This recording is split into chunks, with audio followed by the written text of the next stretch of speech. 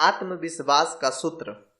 इसका मतलब बस इतना है कि यदि आप सोचते हैं आप बेहतर हैं तो आप हैं।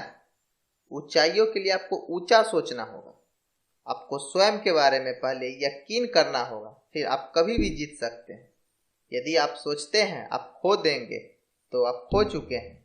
यदि आप जीतना चाहते हैं लेकिन आपको लगता है आप नहीं कर सकते हैं तो लगभग यह तय है कि आप नहीं कर पाएंगे, क्योंकि मन की कोई सीमा नहीं होती सिवा उसके जिन्हें हम स्वीकार करते हैं।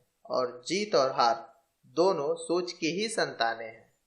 यदि फिर भी आप विश्वास की शक्ति का सबूत चाहते हैं तो आप उन पुरुषों और महिलाओं की उपलब्धियों का अध्ययन कीजिए जो इसका प्रयोग कर चुके हैं।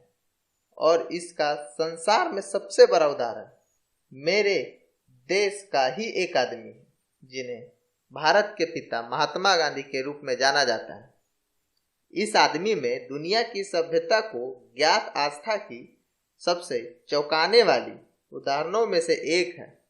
इस तथ्य के बावजूद कि उनके पास युद्धपोतों, सैनिकों और युद्ध की सामग्री जैसी शक्ति के कोई भी रूढ़िवादी उपकरण नहीं है, फिर भी गांधी इस समय जीवित किसी भी आदमी से अधिक संभावित ताकत का उपयोग करते हैं।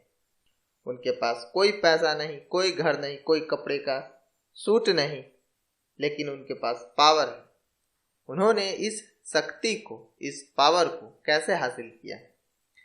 इन्होंने आस्था के सिद्धांत, विश्वास के बारे में अपनी समझ और 200 करोड़ लोगों के मन में इस विश्वास को रोपने की अपनी क्षमता के माध्यम से इसे हासिल किया।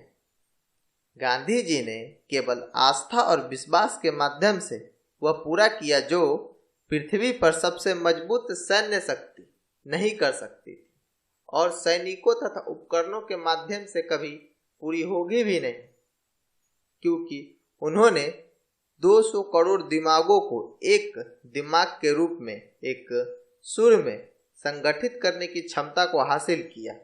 और इन्होंने दुनिया की सबसे बड़ी ताकत केवल आस्था और विश्वास से हासिल किया। तो क्या अब भी आपको विश्वास की ताकत पर विश्वास नहीं? अगर नहीं है तो आप चाहो तो एक और सबसे बड़ा एकल बल यानी कि ईसाई धर्म के बारे में आप पढ़ सकते हैं।